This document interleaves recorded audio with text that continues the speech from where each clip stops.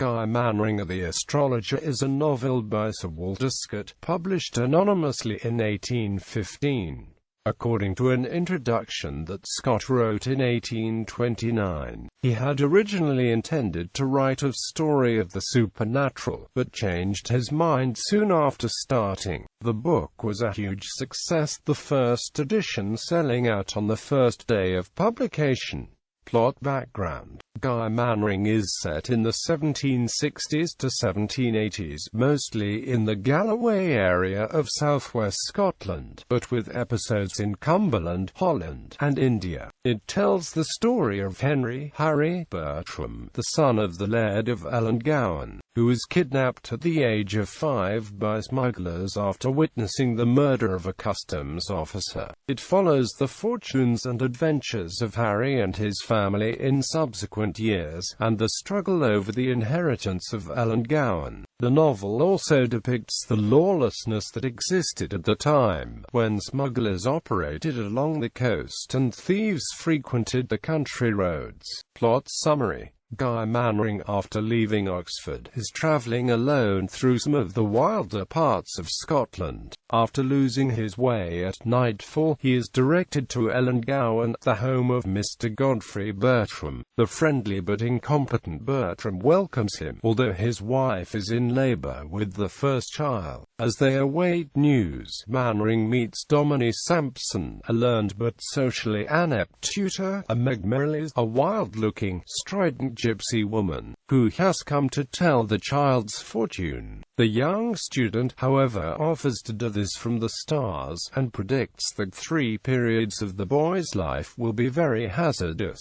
Not wishing to concern the parents, he leaves his predictions to be opened when the child is 5 years old. Mannering also meets smuggler Dirk Hattrick, who captains vessels active off the wild coast by Ellangowan. However, before his 5th birthday is over, little Harry Bertram disappears while in the care of an exciseman, Kennedy, who is murdered by smugglers.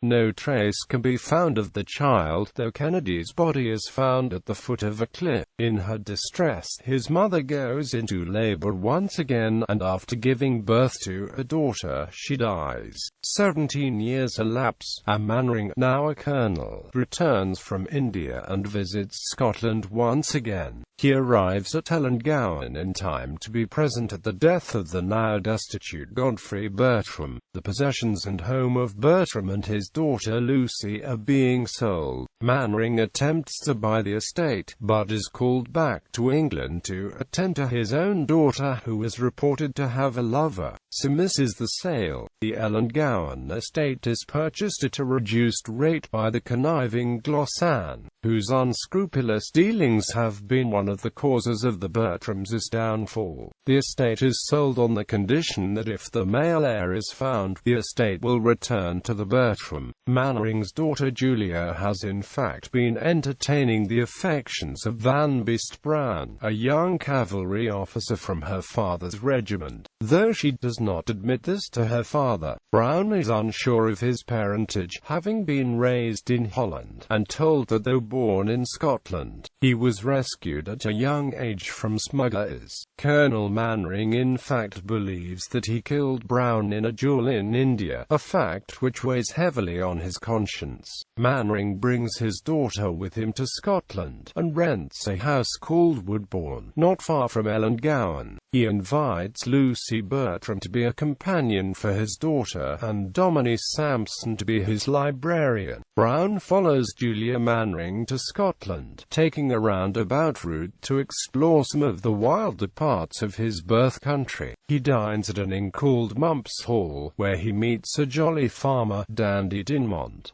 Here he also meets Meg Merrilies, who seems to recognize him. The proprietress of Mumps Hall sends thugs to burgle Dumont on the road, and Brown arrives in time to help fend them off. In gratitude, Dumont invites Brown to stay at his farm with his large family for some days. While hunting with his new friend, Brown meets a gamekeeper called Gabriel, who also seems to recognize him. Meanwhile, at Woodbourne, a group of excisemen seek protection from a gang of smugglers who outnumber them. Under the superior tactics of Mannering, the smugglers are driven off, and several of the ringleaders killed or mortally wounded. Proceeding on his wintry journey, Brown becomes lost. Following a light, he comes to a ruined hut in a ruined hamlet of Derncliffe, in which Meg Merrilies is tending a dying man, singing incantations to free the soul from the body. She hides Brown, saying the dead man's accomplices will kill him. Brown watches from a cramped hiding place under some straw as the thugs empty his portmanteau and dispose of all his papers, weapons and money.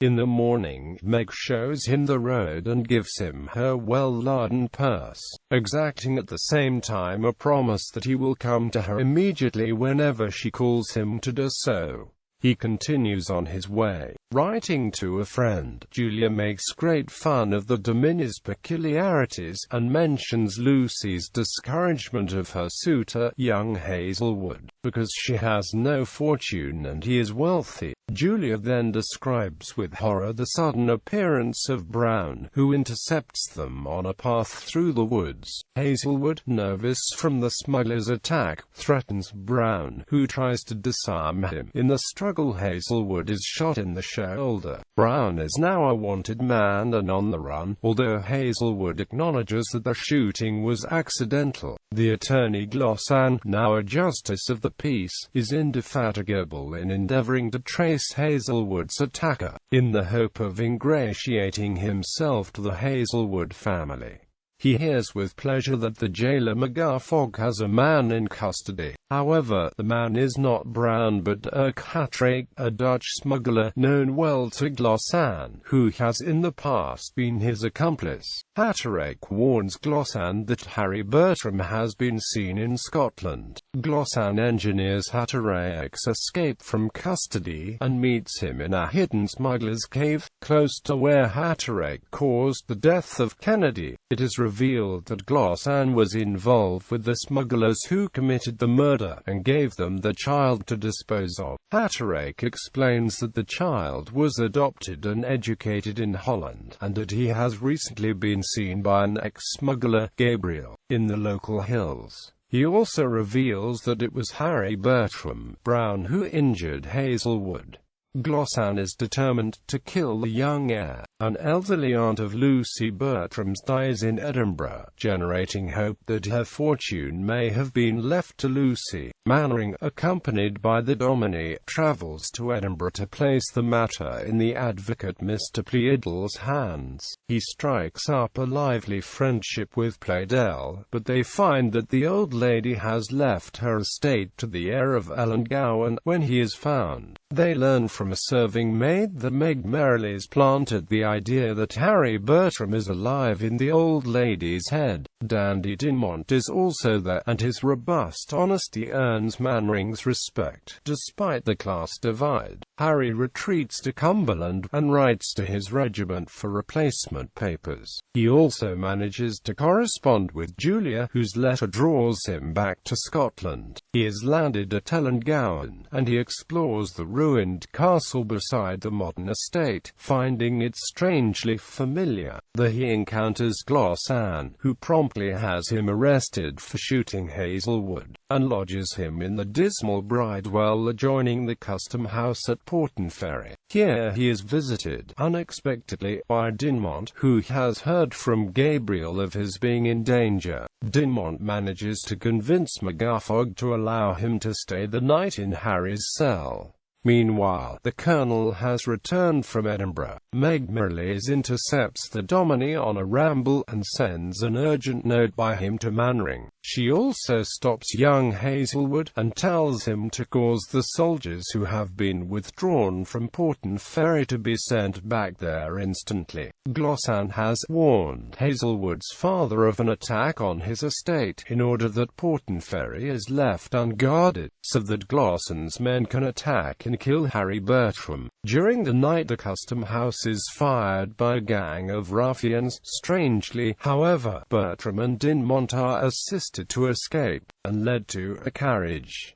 It later emerges that gypsy relatives of Meg and Gabriel have infiltrated the party. On the same evening, Councillor Playdell arrives to visit his new friend Mannering, and Mannering admits that he has sent a carriage to Porton Ferry on the strength of a note from the old gypsy woman. They wait impatiently for the arrival of the carriage, unsure whom it will carry. Just as they have given up, the carriage arrives. Mannering is shocked to see Brown alive. Julia, too, is shocked by her lover's arrival. Lucy is terrified to see the ruffian who injured her lover, Hazelwood, on the road. Sampson thinks he has seen the ghost of old Bertram. Once things have been explained, Harry Bertram, now acknowledged as the heir of Ellangowan, is tearfully welcomed. Sampson hugs his little Harry with delight, and Mannering, his conscience cleared, welcomes the young man. Lucy embraces her long-lost brother, and Julia confesses her love to her father. However, a legal right to Ellangowan has not been established, and Mannering and Playdell must organize bail. Meanwhile, Bertram and the two young ladies are walking when Meg Merrilies meets them and demands that Harry come with her. He agrees, and Meg is pleased that Dumont can accompany him as protector.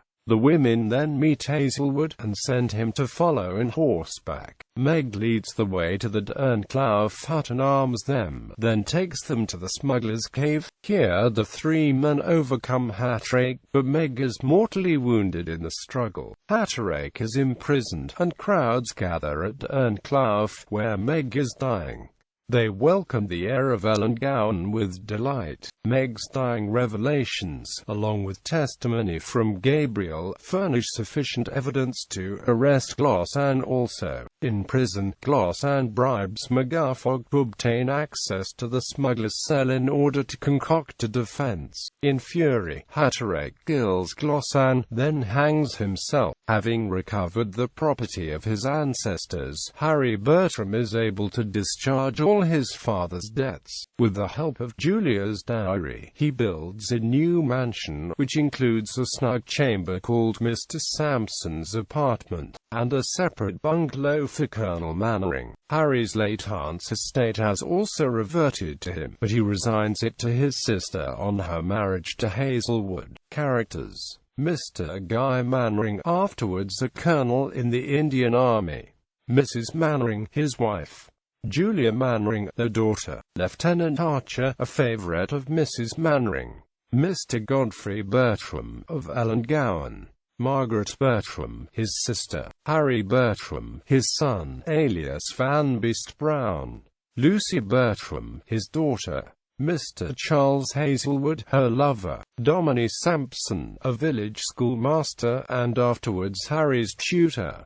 Meg Merrilies, a gypsy. Gilbert Glossan, an attorney. Scrow, his clerk. Dirk Hatterake, a Dutch smuggler. Mr. Frank Kennedy, a supervisor of excise. Mr. McMorlan, sheriff substitute of Dumfries. Mrs. McMorlan, his wife. Mr. and Mrs. Mervyn, friends of Colonel Mannering. Dandy Dumont, a farmer. Mrs. McCandlish, hostess of the Golden Arms at Kippletringan. Deacon Bestcliffe, a villager. Brown, a smuggler. Tib Mumps, mistress of a public house. McGuffog, a constable. Todd Gabriel, a fox hunter. Mr. Paulus Playdell, an advocate from Edinburgh. The title character, Guy Mannering, is a relatively minor character in the story, a friend of the family who uses his knowledge of astrology to predict Henry's future on the day of his birth. The old gypsy woman Meg Merrilies is evicted from the Bertram lands early in the novel. In spite of this, she remains loyal to the Bertram family, and much of the plot is dependent on her actions. She was based on an 18th-century gypsy named Jean Gordon. Dandy Dumont is a rough but friendly farmer from the Liddesdale Hills, who owns a number of terriers. The Dandy Dumont Terrier is named after him. An upland sheep raiser of Scott's acquaintance named Willie Elliot of Milburn Home was probably the model for this character. Domine Sampson, according to Nuttall, was a poor, modest, humble scholar who had won his way through the classics, but fallen to the leeward in the voyage of life. Domine is the Lowland Scots term for a schoolmaster. Mumps was the disreputable landlady of the inn where an important meeting takes place between Meg Merrilies and Bertram. The inn was later revealed by Scott to be based upon Mumps Hall in Gilsland. Adaptations. Daniel Terry, an English playwright and friend of Scott, wrote an adaptation of the work for the stage for which Henry Bishop provided the music. The musical play was premiered at the Covent Garden Theatre in London on March 12, 1816, with Sarah Egerton in the role of Meg Merrilies.